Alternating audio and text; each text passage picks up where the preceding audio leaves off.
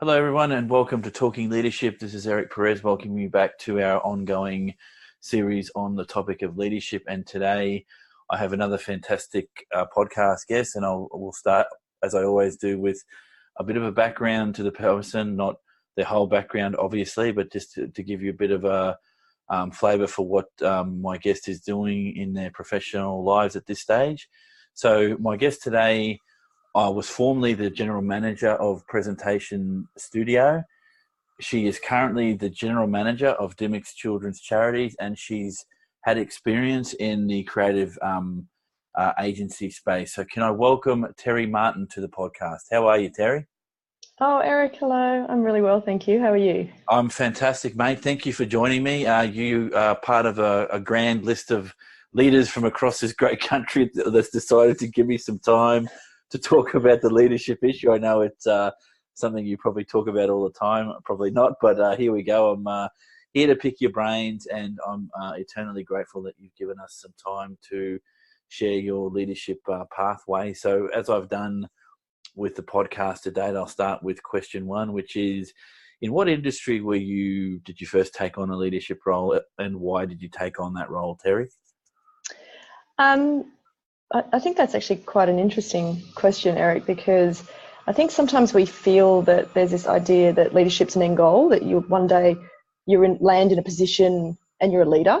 But they do say that if you influence other people, then essentially that's what makes you a leader. So leadership, in my opinion, is actually an ongoing journey, and you're constantly honing those skills, I guess, in all the jobs that you work in. But I think if you're to say, like, on paper, what was my first leadership role? It was in a creative services agency. Actually, it was a design agency. And we used to write and design strategic presentations for companies such as Telstra, Commonwealth Bank, Microsoft, Visa, SBS. And I was promoted to general manager. And I was responsible for all the staff, operations, client relationships, and all the finance function of the business. That was probably my first proper true leadership role.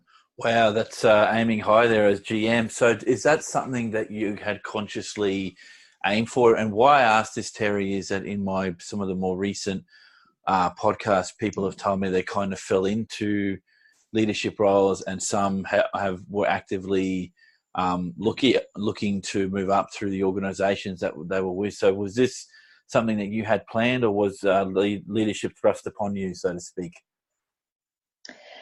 Well, my previous role was almost the GM role, except that I managed revenue and staff, but I didn't manage all the operations and the P&L. So I was on my way, but the honest truth is I actually told my boss that the business needed a GM and that I should be hired in that role. And so I presented to her all the reasons why it was important that I took on that role, and thankfully she actually agreed. So I kind of took it myself, I guess, but it was a natural progression. My role was going in that direction anyway. I just wanted to take more control of it and more ownership and more responsibility. Wow, that's amazing. So for those listening, if you can't get there, then build an argument and create your next role. That's a pretty gutsy move. I don't think I could ever build the confidence to do that, but that's an extraordinary little story there. So can I ask then, in your travels in leadership, Terri, have you found a difference in your experience between leadership and management? Yeah, 100%. I feel like managers kind of tell their staff what to do. I think that leaders probably inspire their staff or their people to do what they do. And I think if you were to kind of group them, managers have employees and leaders have followers. I think a really interesting kind of litmus test I have for leadership is if you stay in touch with someone who you reported into after you leave a job and you catch up with them about your work or career, then they're a leader to you because you're inspired by who they are and how they can help you on your career journey. And I've got people who I worked with who I still am in contact with, and I see them as leaders. And I too have people who come to me and talk to me about their work and their career, and obviously they see myself in that role to them as well. And I consider that's a good kind of trait of leadership. And that's how it's different to managers. Everyone has managers, I guess, don't they, in some respects, but how you view them and how you kind of work with them is quite different. Wow. Okay. That I haven't heard of it that way before. And that's interesting that you can be a template for someone of what leadership is, as well as you identifying in the mixed, the industries that you run in, that you find others that fill that template as well. So, Terri, can I ask in your role as a leader, and this is it's a question that I've had some interesting responses to, that leaders sometimes make mistakes, like we all do. How do you own or take on a mistake when it's attributed to your leadership in a given role? This is a very easy one for me, because one of my pet peeves is people who can't admit when they're wrong or when they've made mistakes. So I probably go the other way, where I'm happily admit where I've gone wrong. And the reason I do it is because I want to set an example for my staff that it's okay that they make mistakes, but they need to own them as well. So I think once you do that, that's when you can learn and grow. If you don't admit you're wrong, you're never going to be able to learn from that. And, I'm the first one to put my hands up and say, look, I got that wrong, but it gives them permissions to make mistakes as well. And I think I come across a lot of people who are afraid to take risks. And I think a lot of that comes from management, who scold them for making mistakes. So some people actually get in that habit of not admitting their mistakes because they're so scared. And, why would a staff member want to drive anything new if they're not allowed to fail, or if they're not allowed to put up their hands and say they failed? So I think if you want to drive, say, for example, innovation in the workplace, you've got to allow for failure. And in order to do that, you've got to allow people to be able to put their hands up and say, I made a mistake, and you've got to actually demonstrate that behaviour yourself. So it's a really important thing for me that we're all human and that we all make mistakes. Just own them, we learn from them, and we move on. Wow. And so thank you for sharing that. This is a day of first. I've had you're the second podcast that I've done on this topic, and you've brought something up that I haven't identified in the other interviews, is this thing around allowing yourself and others to make mistakes, and that is part of that innovation journey, and or just taking risk in a position to do something that will better where you're working. And if I guess if an employee, as a follower, which I've been in many jobs, if I get the feeling that I'm not allowed to take a risk, or I'm going to get pummeled for taking that risk, then why would you bother? Creating that atmosphere seems to be an important part of people's leadership pathway, and it seems that you've identified that as well. That's a very positive way to look at the world. But here's one that is probably not so positive in that, from your perspective, what's the most difficult part of being a leader, Terri? Look, I'd say it's actually dealing with humans. Right. Okay. Yep. They're not just employees or staff. They're actually real people, and I think they have real lives, and all too often that affects work. You might have staff who are dealing with grief or challenges with children, or changes in life circumstances, and despite all our best attempts, these will play out on their work and their performance. And you have to ride all the highs and the lows with your team, all of them. And if you really believe in your team, you've got to be there through those tough times. And I think that's the hard thing about leadership. You can have all the plans in place, but life gets in the way of that sometimes, and you've just got to keep riding it. And I think it's how you ride the lows with your team that really determine how they ride the highs with you. So if you're there for them when you need to be, then they'll be there for you when you need to, smash the targets and, bring in more money or whatever that might be for your organisation. It's a give and take kind of equation, but it's the hardest part, I think. So are you talking there, if I read between the lines, building trust between yourself and those that you're leading? Yeah, absolutely. Trust and support. So knowing that, business is all great on paper and we write fantastic strategic documents and budgets and everything's great, but then humans get in the way of that. And so it's just about how you support, you're right, trust, and you develop loyalty in your team so that they can support you for your vision.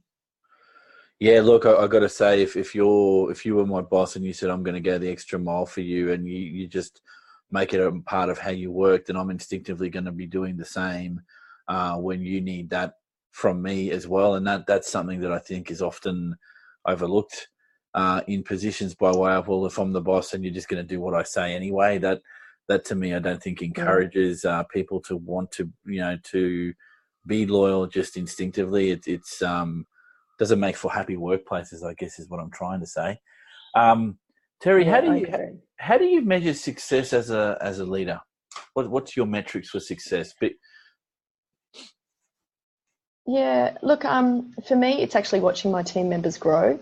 So if I see them make some really great decisions, or they might come up with fantastic ideas, or they challenge me, or even better, when they get promotions or they start leading other team members, or even if they actually leave the company and get a more senior role outside, I absolutely love watching their journeys. That for me is the true sense of leadership, when the people you lead actually then become leaders themselves. I think that is the ultimate end goal of a leader, is how you create other leaders. Yeah, I've heard this quite a lot, mate. You're not the first to say that, and that I guess that instinctively, if that's what drives you in the workplace to see others develop, then at some stage, some of your best and brightest are going to want to create their own leadership journeys as well. And leadership positions aren't for everyone, but for those that do want it, you can see their growth and part of their journey was with you. I guess that would be eminently satisfying in that circumstance. Have you? But why wouldn't you want them to go on as well? Like, why wouldn't you want them to go on and actually do better and kind of get out there and lead? It's you'd want that. You don't want to hold people back, so it's important. Sure. No, I understand that. So Terri, I've got a couple of statements here. I'd love to get your feedback on. So, on the job experience develops better leaders. What's your view of that? Oh, look, I'm going to talk personally. I'm a kinesthetic learner, and what that actually means is I learn by doing. So for me, on the job experience absolutely blitzes kind of learning outside of work. I think what you learn on the job is you learn when you get things right, when you get things wrong, and how you adjust based on that. You get to see other leaders, how they do things well and how they do things badly. And I think the other thing about it is that you've got to take your personality into effect. You've got to think about your personality with leadership, and you've kind of got a journey to go on. And I think even if you learn from textbooks, you still got to play it out. You still got to test it and trial it. So for me, like, if I was to talk about my personally, absolutely on the job experience develops better leaders. And I mean, I've done a business degree. I did a double major in management and marketing, but nothing has given me more experience than on the job training. So, you're able to watch and learn and test your leadership, and it's only something you can get on the job. Even if you learn it from a textbook, you still can only play it out when you're actually working. So I like that. Definitely. That's a fantastic response, and like all of the excellent leaders that I've interviewed, you've kind of answered my next question, which was around formal education helps to develop better leaders. So from what you've said, it's a factor, but not the most important one. Yeah, 100%. I think formal education probably plays a part further on in your career. Obviously, you get degrees, but in leadership you don't generally come out of uni and you're a leader. So if you've learned on the job and you're honing your leadership skills, I think when you're a bit more mature and a bit, more senior, there is a place for formal education, absolutely, but I never think it replaces on-the-job learning, ever. So it can supplement it, but you're always going to have to take that learning and go back into work and try it out and see if it fits you and see if it fits your team and see how it works. So there's a place for it, but it's not as good as on-the-job training. There's a research question in that I might steal from you once I graduate from my bit of adult learning at the moment. So, look, the last statement here, and this one's classic. Are you on one side or the other? Are you a fence sitter? For me, I'm still sitting on the fence, but here we go. Leaders are born, not made. I'm glad you said you're a fence sitter. I was actually I'm a bit torn on this because I do believe you can change and develop people, but I also believe that you have to have a little shimmer of something in you in the first place. The X factor, that X factor. Okay. Yep. But Eric, you know what? It's not necessarily the bossy kid at school, which I think people think. They think, oh, they're born leaders and, just because they're bossy and pushy. I don't think it's that. So if I can give my example, from when I was 16 to 20, in all my part-time jobs, I was always placed in managerial positions. I worked at Harris Farm Markets. I was 16. I was in charge of, 10 checkout operators. I had to roster them, cash up, make sure all the money was there. And, I was really young. And people saw something in me that made them want to give me managerial jobs. Same happened when I worked in a pub restaurant. I worked up the ranks really, really quickly. And the role that I did in the end, where I was taking the orders, women who did that role had been in the job for 20 years. So there was something in me, clearly, that said, you are someone who was going to lead. I never saw it myself. I just worked really hard. I was very loyal and, nothing was a problem and I was pushed forward.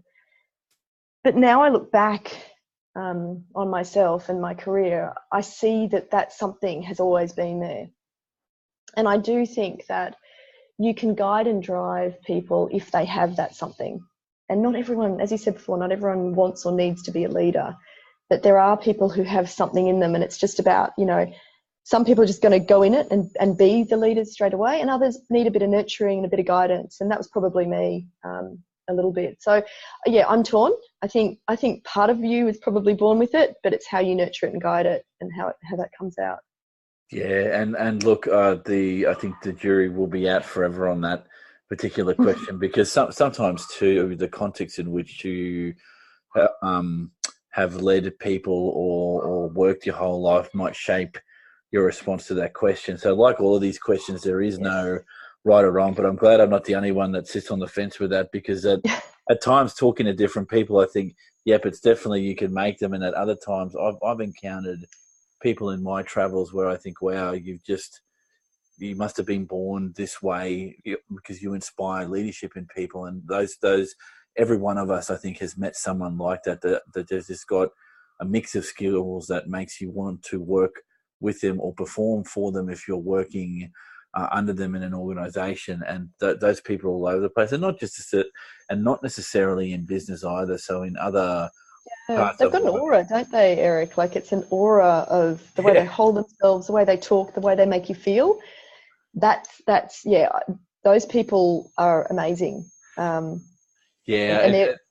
they're kind of the ones that were born that way, 100%. I think I might crack the friendship with academics listening to this. That this X factor thing. I think that's something that is eminently explorable because it's trying to unpack why someone is good at a particular skill set can be 100 different things, and that's never going to be the same for one individual to the other because we're all very different. I'm myself, I'm not a super introvert, but I'm more introvert than I am extrovert, and it's taken a long time in different roles, particularly the role I have now and what I'm doing with this podcasting to be able to talk to just at times people I've never met before and have and hold a conversation and try and dig in and dig a bit deeper than surface level. And you can sometimes I think you can only get that with experience of life, not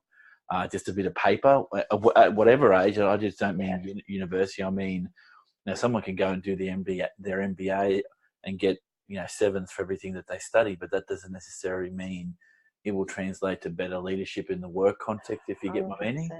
Yeah, I do. And I don't actually think it's got to do with extroversion and introversion either. I think there's this kind of belief that all great leaders have to be these kind of extroverted, big characters, big voice, big boom. And I don't think that's the case. I've met some incredible people who are so quiet and considered and calm, and you're still drawn to them. So it would make a fabulous study of what are those qualities that, what is that aura that energy that you get from someone that kind of says that they're leaders. It'd be an interesting study. Yes, full-heartedly agree. So, look, we're almost at the end here, but I do have a question now that draws on some of the, and I put my hand up again for the listeners. I'm a very early career researcher, and so part of my studies, I'm looking at two things around the capabilities of leaders, so strategic thinking and foresight. So I'd be really curious to know from you what your thoughts are on the strategic thinking skill and foresight as key components of good leaders. Is that something that you would agree with, not agree with, or is it more than just those things?